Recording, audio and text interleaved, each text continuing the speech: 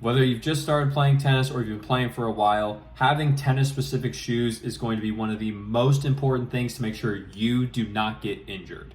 Now, if you don't know who I am, my name is Brody Taylor. I've been working at the largest tennis retailer here in North America for the past 6 to 7 years, and I've fitted thousands of people for different tennis-specific shoes. So today in this video, I'm going to show you just a few different ways to look at the weight of a tennis shoe and what that means on your foot and what that's going to mean on the court itself.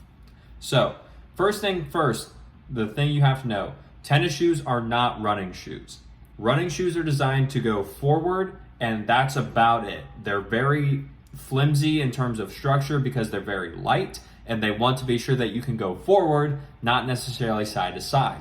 If you're looking for an actual tennis shoe, they're going to be more structured, so they're usually going to be tighter around your foot in order to keep your ankles safe instead of having you just go straight, or when you're actually in the shoe, instead of when you go side to side, instead of having you go like this to where you roll your ankle and have to go to the hospital, the tennis shoe is going to keep you locked into place as you go side to side. Now, many tennis shoes, there's a whole range of them, there's a whole slew of them, so a lot of people can get confused. And trust me, when I first started and was just learning about tennis, I was confused too. But over time, the biggest and easiest way that I've come to know to think about tennis shoes is just in this continuum of you have light shoes and you have heavy shoes.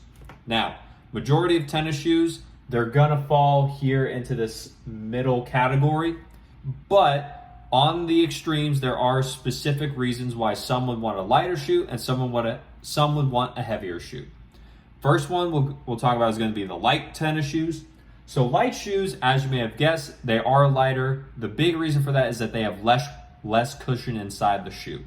If you have less cushion inside the shoe is going to absorb less impact when you're hitting the ground, hitting the court, whether you're on clay courts or you're on hard courts, even on grass. Now, here in North America, hard court does reign supreme over clay or grass. We just have more of it and it's more available to us. So usually what we're looking for is more of a medium weight shoe to a heavyweight shoe, just because we're trying to make sure that our body is protected because it's pounding the pavement so hard every time. Now, for those of us who do not have knee problems, or for those of us who just prefer a lighter weight shoe, you like to be a little bit faster on the court, like Alex de Minaur as he flies across from side to side from the baseline, that's where you find the lighter shoes. They tend to work a little bit better. They have just less cushion so that you can move around faster, but that's the trade-off that you have to make rather than going with the heavier shoes, which have more cushion to them and they absorb more of the impact. So if you're playing on hard courts, usually more in the just mid-weight to heavyweight shoes, that's where you really want to look if you really want the shoe to absorb a lot of impact and be a lot more comfortable over time. Because eventually inside the shoe, no matter what shoe you get, the padding and just the cushions in them is going to wear down. With the cushion wearing down, on lighter weight shoes, you usually go through it a lot faster because there's not as much. So you do have to replace them more often. But on the heavier weight shoes, there's a lot of cushioning, there's a lot of padding there. So if you're really hard on your shoes, that's where the heavier shoe can come in to make sure that you don't go through the shoe as quickly.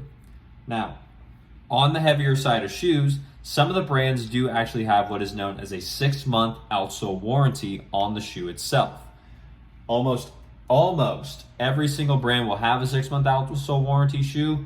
You just have to go online or just go to the website themselves, whether it be through the retailer that the shoe is being sold through or the actual company's website themselves, and see which one they have marked as their warranty shoe. I've listed a few here, probably some of the more popular ones. Number 1 being the ASICS Gel Resolution 9. Number 2 being the Nike Rafa Cage 4, or just the Nike Cage 4 if you don't want the Rafa edition. Sometimes they do it to where it's not Rafa's logo on it, it's just the normal Cage 4.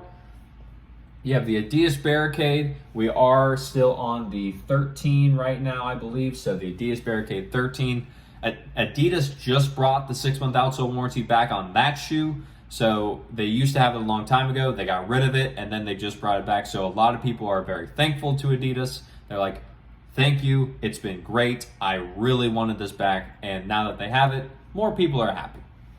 And then finally down here, we have the Mizuno Wave Exceed Tour 6. Now on this list that I have right here, the Mizuno Wave Exceed Tour 6 is going to be one of the only ones you'll notice if you actually go and look up the shoes. That's going to be the lightest shoe on here. Mizuno is a running shoe company. That's what they started with. That's what they were known for. And then they eventually went into making tennis shoes. So what they did was they tried to make the running style shoe work for tennis with having all of the same equipment and all of the same structure to it as a normal tennis shoe would, but have a running shoe feel to it.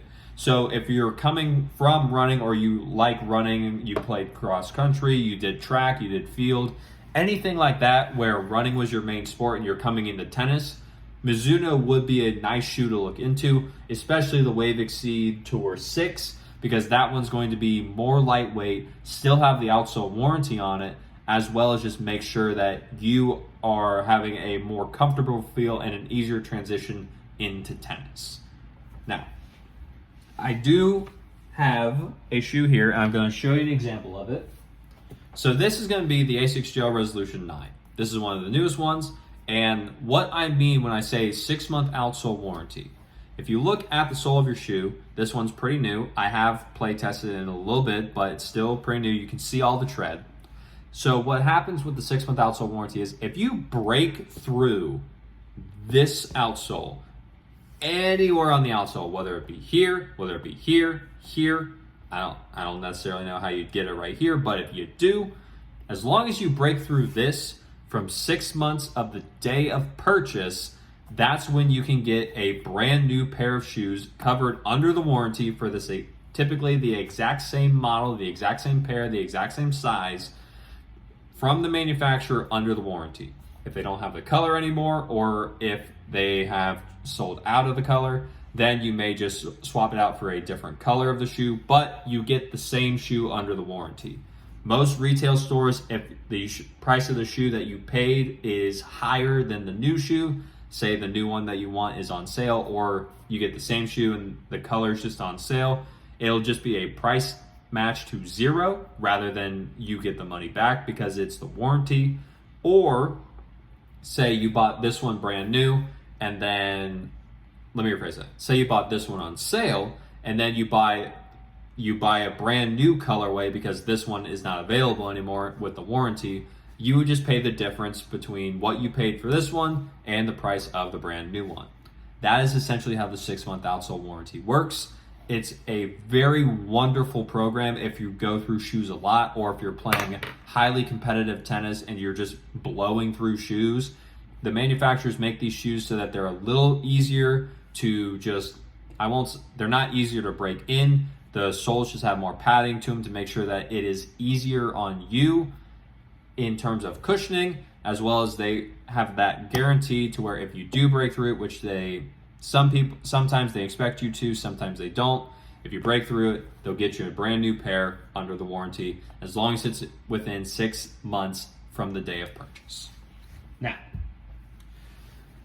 that's really the basic, easy way to actually understand tennis shoes and just go from them for a more cushion and weight perspective. If you want the lighter weight shoe, so you want to move around the court a little bit faster and you think that your body can handle not having as much padding to protect you, then the lighter weight shoes may work for you. If you prefer more of a heavy shoe to where you have a lot of cushion, typically you want that 6-month outsole warranty on it because you blow through shoes, or you've noticed that you tend to go through tennis shoes faster because you're playing so often or you're playing at a higher level, then you can usually look towards the more heavy shoes over on this side of the spectrum rather than going towards the light ones, because the light ones typically don't have them.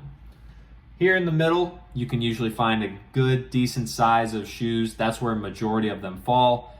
Almost none of those will have the warranty in there though. So it's all based off personal preference, not only of what you feels best on your foot, but also whatever you think would work best for your game and your body.